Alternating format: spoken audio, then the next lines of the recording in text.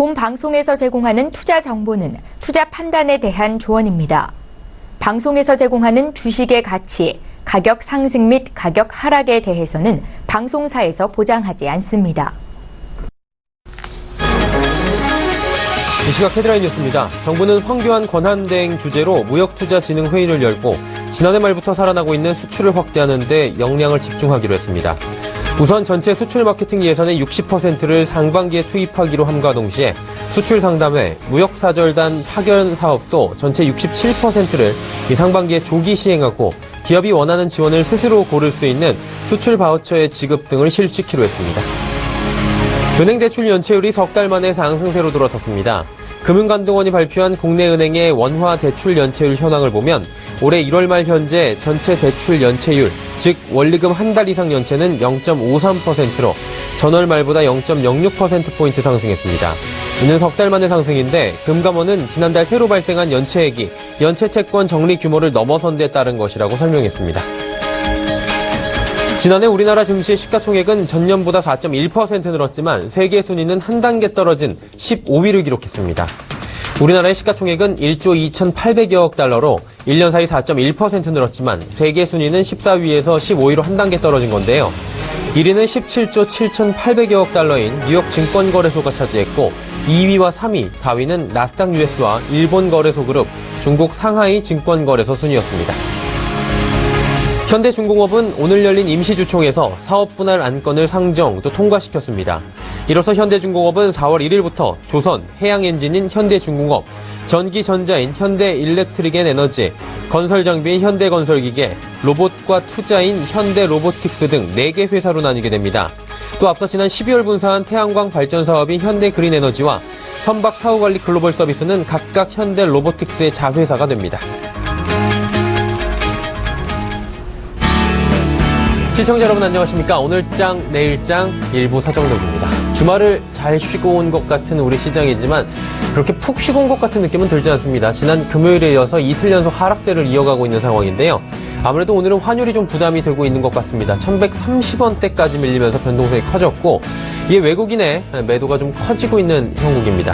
특히나 고점 이야기가 나왔던 IT 업종을 필두로 지금 조정이 강하게 나오고 있는데요. SK하이닉스, 삼성전자, LG 등의 하락이 주요합니다. 여기에 이번 주는 트럼프 의회 발언도 예정이 돼 있어서 이 변동성에 대한 부담으로 지수가 더 못 가는 모습이 연출이 될 확률이 높습니다.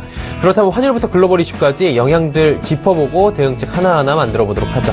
먼저 코스피 현재 지수부터 체크해 보도록 합니다. 코스피 지수 2089포인트에서 움직이고 있습니다. 2090선이 지금 무너져 있는 상황 보여주고 있는데요. 지수로는 4.55포인트, 퍼센테이지로는 0.22% 하락을 하고 있는 코스피 지수입니다. 큰 하락은 아니지만 2090선이 무너졌다라는 데 좀 체크를 하셔야 될 것 같습니다. 그리고 이제 일주 흐름들이 어땠는지 쭉 그래프를 통해 만나볼 텐데 왔다 갔다 크게 하는 그래프 같지만 위아래가 크게 변화가 없는 그래프입니다. 2095포인트 시가 형성한 뒤에 2097포인트까지 고점 만들었습니다. 그리고 10시 조금 넘어서 2084포인트까지 저점 형성했고요. 다시 2090포인트 탈환은 했지만 현재 2090선 아래에서 등락을 거듭하고 있는 상황. 한마디로 2090선 정도에서 지금 갈피를 못 잡고 있는 상황이다라고 보시면 될 것 같습니다. 수급 주체들 좀 변화가 있는지 살펴보도록 하죠. 오늘 기관만이 삽니다. 아무래도 하락하는 장에선 요즘에 기관이 꾸준히 사고 있는 모습인데요. 기관이 1,715억 원이나 삽니다. 이 중에서 금융투자가 또 프로그램에서 2,103억 원이나 들어오고 있고요. 투신이 271억 원 매도, 연계금이 97억 원 매도입니다. 그리고 외국인이 보시다시피 매도 물량이 큽니다. 1,751억 원이나 매도를 하고 있고요. 개인도 296억 원 매도에 동참하고 있는 상황입니다. 코스닥은 어떨까요? 확인해 보도록 하죠. 코스닥 지수 현재 615포인트 무너졌습니다. 1.53포인트 하락하면서 613.22포인트고요. 퍼센테이지로는 거래소와 비슷한 낙폭입니다. 0.25% 하락하는 코스닥 시장인데 일중 흐름들은 어땠는지 한번 한눈에 보기 쉽게 알아보도록 하죠. 장 초반에는 상승을 잠깐 하기도 했습니다. 615포인트까지 상승을 하기도 했는데 이 시가가 고가입니다. 그리고 612포인트까지 급하게 좀 장 초반에 밀리고 이후에 낙폭을 만회는 하고 있는데 613포인트 위아래에서 움직이고 있는 답답한 형국이 보여지고 있습니다. 수급 주체들은 어떤지 살펴보도록 하죠. 개인과 외국인 동시에 사고요. 기관이 팝니다.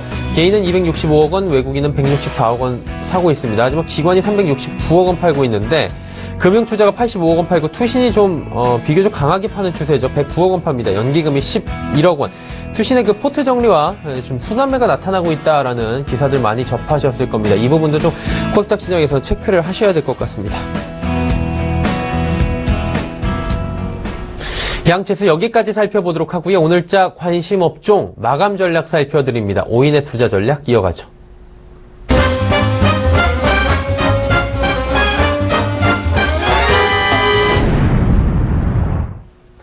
매의 눈으로 시장을 살펴보는 시간 5인의 투자 전략 시간입니다. 5인은 오늘 월요일장에 대해서 어떤 코멘트를 남겨줬을까요? 바로 확인하시죠.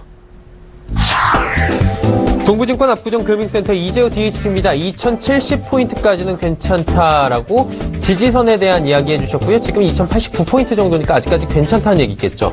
다음은 메리츠종금증권 강남금융센터의 전희승 과장입니다. 전기 전자업종 외인의 매도세가 진행되고 있다. 조정 국면이고 당분간은 관망이 좀 필요한 시점이다라고 짚어주셨네요. 하나금융투자증권 원주지점의 박남일 부장은 대형주의 하락이 더 낮은 체감지수를 주고 있다. 한마디로 조정 심화로 심리 위축이 되고 있지만 삼성 SDI나 일진 머티리얼즈 등 전기차 섹터로 모아가는 전략은 여전히 유효하다라고 코멘트 하나 더 주셨네요. 메리츠종금증권 여의도금융센터 김민수 부장입니다. 2090선을 테스트받고 있다라고 현재 포인트에 대해서 짚어주셨고 마지막으로 이베스트 투자증권 테헤란금융센터의 김근호 연구원입니다. 정치적 불확실성이 대두되고 있다. 시장 상단 저항이 결국 되지 않는 모습이다. 안정화 이후에 재상승을 기대해보자. 지금 아무래도 탄핵 정국이고요. 오늘 특검의 연장이 불허가 됐다라는 이야기가 나오면서 정치적 갈등이 좀 심화가 더 되고 있는 상황이죠. 동부증권 압구정금융센터로 가봅니다. 이재호 DHP입니다. 안녕하십니까? 네, 안녕하십니까. 네, 2070포인트까지 괜찮다고 하단 지지선 지금 짚어주셨는데 정확히 어떤 이야기인지 좀 들어볼까요? 그래요. 지난주에 시장이 2100포인트를 넘어가면서 일상으로는 상승 분위기를 좀 보이하다가 다시 조정에 들어가 있는 그런 모습이죠.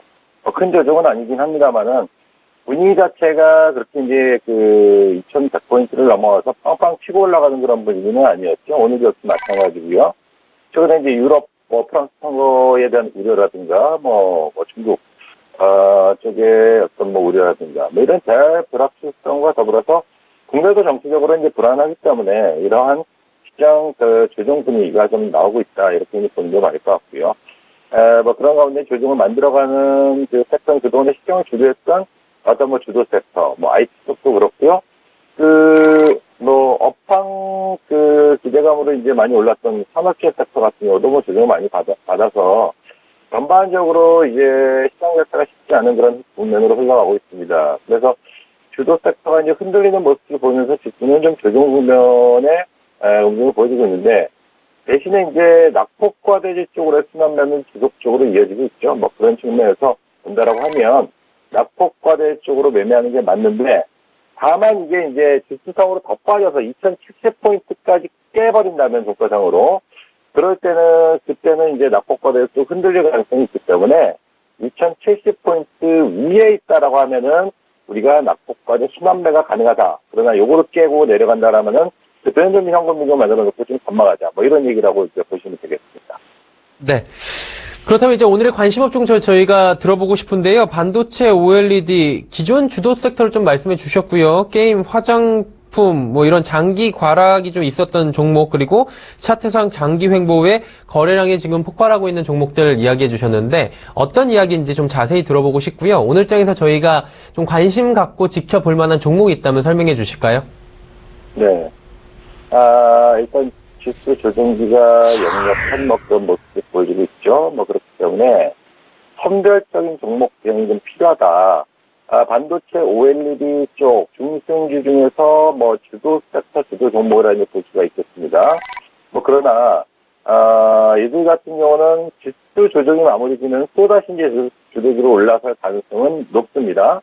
근데 현재는 조정 분위기란 말이에요. 그래서 일단 조정이 마무리될 때까지 조금씩 분할 매수하는, 저가 분할 매수는 가능합니다. 근데 그게 아니고 나는 이제 매매 스타일상, 분할 매수 못하고 한 방에 매매한다라고 하면은, 그런 분들 같은 경우는 매수보다는 조금 시장 분위기가 좋아지고 돌아설 때까지 좀 관망하는 것이 맞지 않겠나라는 측면. 분명히 주도 섹터로 하락할 가능성은 있겠으나 지금 현재는 조금 살살 매매하거나 조금 이제 시장 자체가 안정화될 때까지 기다리자라는 측면에서 말씀을 드린 부분들이고요. 반면에 이제 주도 섹터가 조정을 받자 1월 사순 2월달 해가지고 게임이라든가 화장품도 지난주에 이제 반등을 만들어가는 모습들이고요. 오늘은 바이오 섹터가 조금 그래도 나름 견조한 반등세를 모아가고 있는 그런 모습을 보여주고 있고, 그동안에 이제 장기간에 하락해서 좀 이제 한다거나 그렇게 좀 투자자들을 좀 지치게 만들었던 섹터 종목군들, 이런 종목군들이 일단 기존 주도주가 쉬어가자 약간 이제 대안으로서 상승시도하는 그런 모습을 보여주고 있거든요. 예. 그래서 좀 전에 이제 모두의 시장 설명 말씀드렸다시피 지금은 기존 주도주로 매매하는 것이 아니고 낙폭과대주로 매매하되, 우리가 이제 이들 또한 약간은 좀 보수적으로 봐야 되는 지수 때 2070포인트를 깨게 된다라면은 요들 또한 매매는 조금 이제 쉬면서 현금 만들어 놓고 이제 보는 게 맞을 것 같고, 어쨌든 간에 지금은 이제 2080포인트대 후반, 2090포인트 근처니까 매매가 가능하다 볼 수 있겠죠. 그래서 게임이라든가 화장품이라든가 건자재라든가 이런 쪽 단기 하락 후 횡보, 샷장에 장기 하락한 다음에 횡보하고 거래량 증강을 상승시도하는 종목군들, 이런 종목군들은 지속적으로 관심을 가질 필요가 있을 것 같습니다. 그래서 오늘의 관심주 또한 일단은 제가 바이오 섹터 내에서 한 종목을 좀 골라봤는데요. 영인 프론티어라는 종목이 있습니다. 동사가 최근에 이제 반발 시도는 나오고 있습니다만 그렇게 강하진 않죠. 근데 최근에 뉴스 플로우 본다라면은 북한의 어떤 일단 독극물이라든가 이런 생화학 무기 공급했을 때 요거를 치료할 수 있는 그런 치료제를 개발 중이다라는 얘기가 나오면서 요게 단기 모멘텀을 좀 받고 있는 것 같은데, 이제 그것이 이제 실질적으로 이제 실적에 미치는 영향은 제가 봤을 땐 그렇게 크지는 않을 것 같습니다. 그래서 이건 단기적인 어떤 모멘텀으로 이제 볼 수 있는 부분들이고, 근데 이제 영인 프론티어 같은 경우는 삼성 바이오라든가 한미약품이라든가 어떤 이제 바이오 항체를 납품하는 그런 업체여서 셀트론이라든가 상품을 납품하는 그런 업체여서 일단 전체적인 실적 같은 경우는 절대적인 규모는 그렇게 크진 않으나 꾸준하게 안정적인 실적을 보여주고 어떤 바이오 쪽에 대한 분위기가 형성된다라면은 또 강하게 상승할 수 있는, 또 삼성 바이오 로직스 관련된 그런 테마적으로 분류되는 종목이기 때문에 충분히 이제 최근에 나타나고 있는 어떤 생화학 무기와 관련된 모멘텀 이외에도 상승의 모멘텀 충분히 있다, 이렇게 이제 판단을 하고 있고요. 가격적인 위치 또한 장기간 하락 그리고 횡보 이후에 거래팀 점진하는 상승 시도가 나오고 있기 때문에 관심 가져볼 만 하겠다, 그렇게 보고 있습니다. 매수 가격은 한 5,000원 이하는 매수가 가능할 걸로 그렇게 보여지고요. 목표가 6,000원까지도 단기적으로도 충분히 가능한 종목이다, 그렇게 이제 판단을 하고 있고요. 손절가 4,600원 말씀드리도록 하겠습니다. 네, 영인 프론티어 매수가 5,000원 이하, 목표가 단기 6,000원, 손절가 4,600원 짚어주셨습니다. 오인의 투자전략 동부증권 압구정금융센터의 이재우 DHP였습니다. 좋은 말씀 감사합니다. 네, 감사합니다.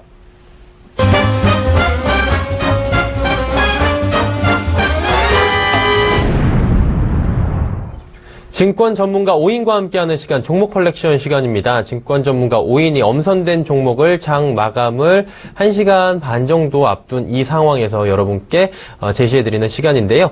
그동안 저희가 추천받았던 종목 중에 높은 수익률 어떤 종목들이 거두고 있는지 확인해 보도록 하죠.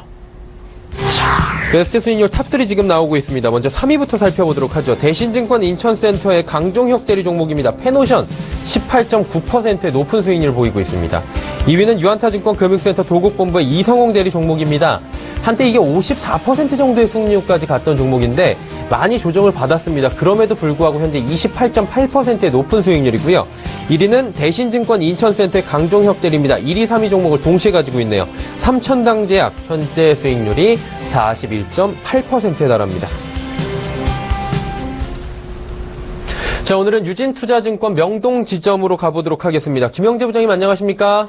네, 안녕하십니까? 네, 김영재 부장님의 종목 오늘도 들어봐야 될 텐데 그 전에 그간에 가지고 계신 종목들의 변화를 저희가 좀 살펴보도록 하겠습니다. 포트 열어주시죠. 지금 세 종목 가지고 계시고요. LG가 지금 마이너스 2.5% 조금의 손실 구간이고 SKC는 3.2%의 수익 구간, 그리고 삼성전기는 무려 16.1%의 수익 구간입니다.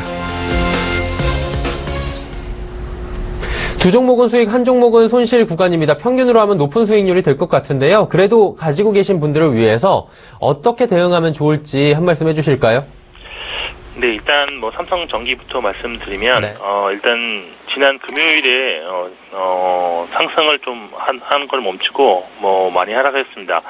뭐 오늘도 조금 하락하고 있는데 그렇지만 아직까지 완벽한 뭐 매도 국면에 진입했다고 보기에는 좀 어렵지 않나라고 판단하고 있습니다.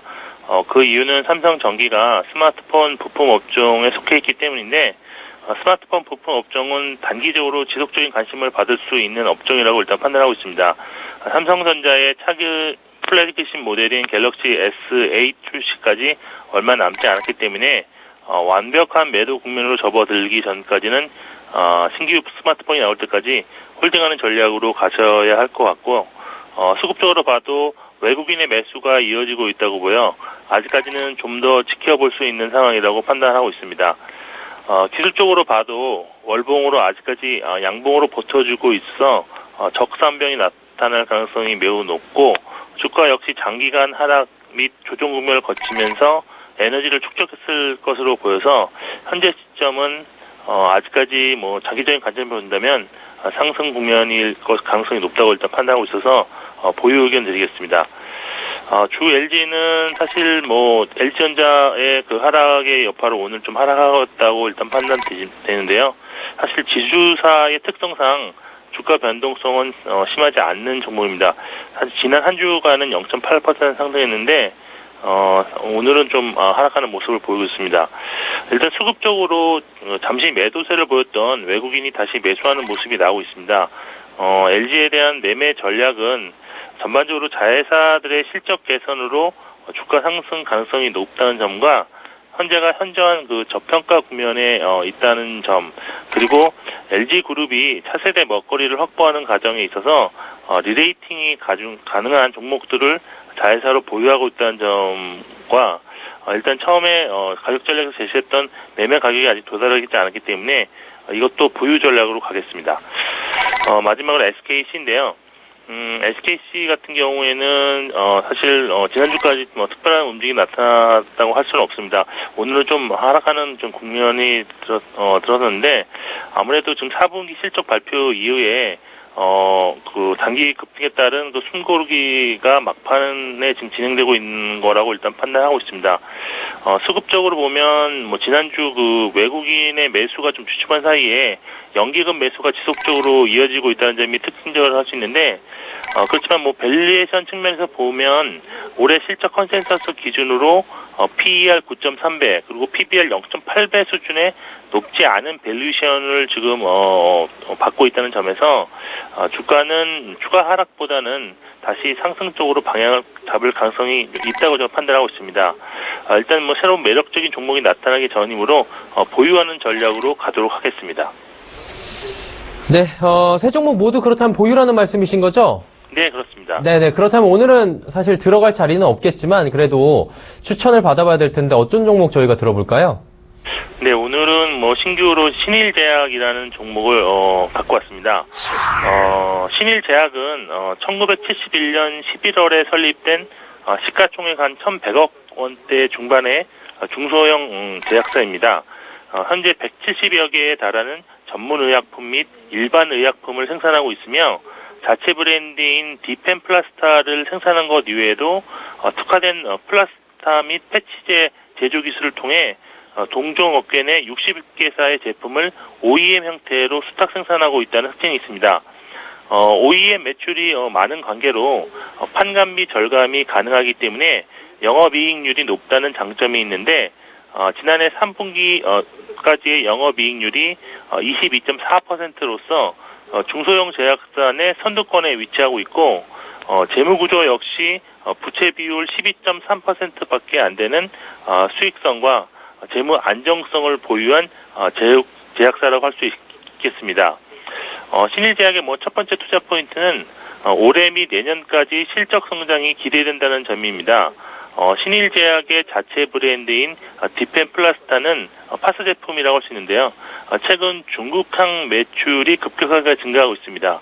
이는 중국에서의 인구 고령화에 따른 수요가 증가하고 있는 상황에서 국내 제품이 중국에서 인기를 끌 수 있는 요인이 있기 때문인데요.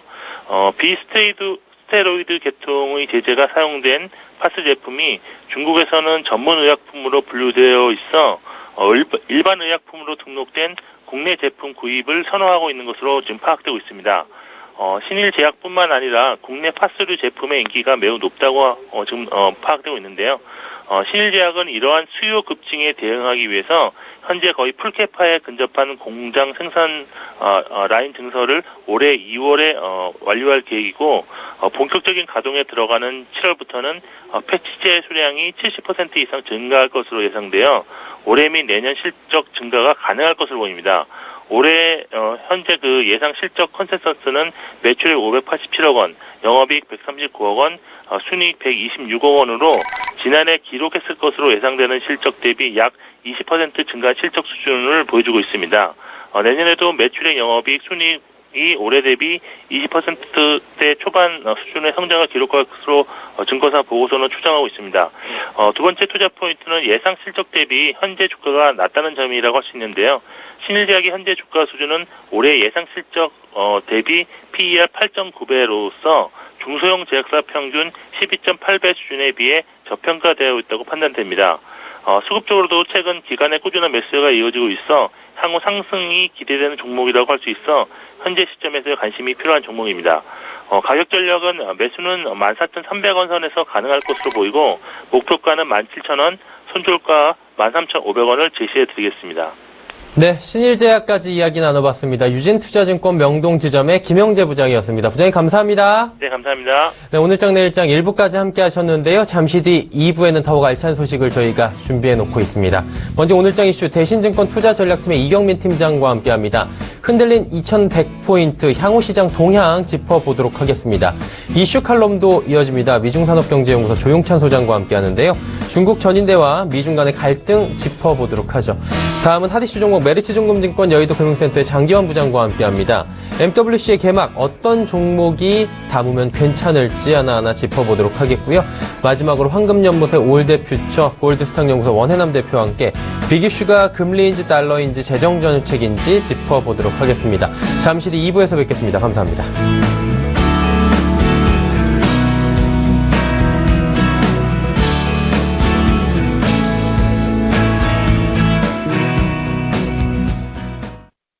본 방송에서 제공하는 투자 정보는 투자 판단에 대한 조언입니다. 방송에서 제공하는 주식의 가치, 가격 상승 및 가격 하락에 대해서는 방송사에서 보장하지 않습니다.